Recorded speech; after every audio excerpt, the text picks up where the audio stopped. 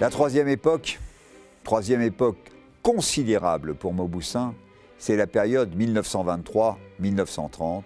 Et cette période, au-delà de Mauboussin, c'est la période de la conquête du monde. La haute couture émerge, Paul Poiret a libéré les femmes de leurs corsets. Cartier a créé les premières montres bracelets pour femmes, qui intègrent dans le même temps un nouveau concept du luxe, entraînant une série de codes pour être dans le bon ton. Voyage à bord de paquebots, le sport, les grands hôtels. Paris draine alors une grande fresque baroque d'originaux.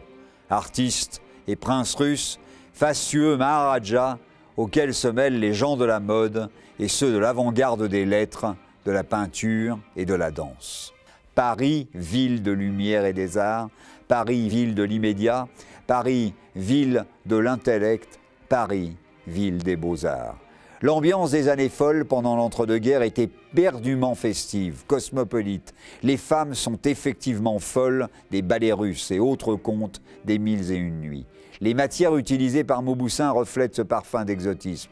Jade et lac venus d'Orient, nacre, perles, corail et lapis venus du Moyen-Orient, pierres de couleur gravées en Inde. Mauboussin trouve dans ces années-là ses heures de noblesse parce que Mauboussin est à l'avant-garde de l'utilisation des nouveaux matériaux. Mauboussin est à l'avant-garde des découvertes faites aux quatre coins du monde pour permettre de mieux parer les femmes, pour permettre de leur donner la possibilité d'exprimer l'intégralité de leur extravagance, l'intégralité de leur identité. L'effervescence et l'enthousiasme nés de ces découvertes exotiques ont favorisé l'émergence du style art déco, purement parisien dans lequel la maison Mauboussin s'est totalement investie et remporte les plus vifs succès. Mauboussin reçoit un grand prix à la French Exhibition de New York en 1924 et une médaille d'or à l'exposition des arts décoratifs à Paris en 1925. Mauboussin est le roi de la fête et le roi de l'époque et le roi de l'art déco. Mauboussin, je dirais presque à l'époque, est reconnu comme le joaillier de l'art déco. Son exceptionnelle créativité sera aussi primée lors de l'exposition Galliera à Paris en 1929, ainsi qu'à l'exposition coloniale en 1931. Toutes ces distinctions récompensent la participation active de Mauboussin à la recherche d'un nouveau mouvement moderne, touchant tous les arts décoratifs, duquel se détache une unité esthétique, l'association de matières aux tonalités fortes, contrastes tranchés et motifs stylisés.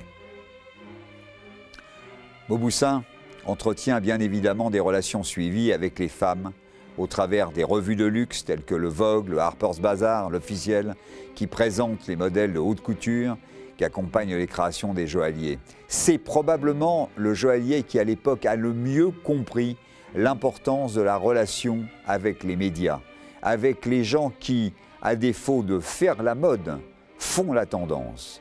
Et les robes, Lucien Lelong et les bijoux Mauboussin seront souvent associés, les prises de vue étant effectuées par des photographes aussi célèbres et talentueux que Horst ou Georg Eugen-Hühner. C'est ainsi que les bijoux Mauboussin feront le tour du monde dans un contexte artistique de très grande envergure. C'est très important la présence de Mauboussin dans ces journaux de mode comme le Vogue ou le Harper's Bazaar parce que ces journaux à l'époque font le rêve des femmes et pas simplement le rêve des femmes en France, mais le rêve des femmes à travers le monde parce qu'on s'arrache en fait ces journaux de mode français aux quatre coins du monde. En 1928, des succursales seront ouvertes à New York, à Londres, à Buenos Aires, sous la responsabilité de Pierre Mauboussin, le fils de Georges, dont les talents éclectiques se manifesteront aussi dans les domaines sensiblement différents, notamment l'aérodynamique, puisque, en fait, il sera un fantastique concepteur de carrosserie automobile et il sera également constructeur d'avions. N'oublions pas qu'il est l'inventeur du Fouga Magister, le célèbre avion de la patrouille de France.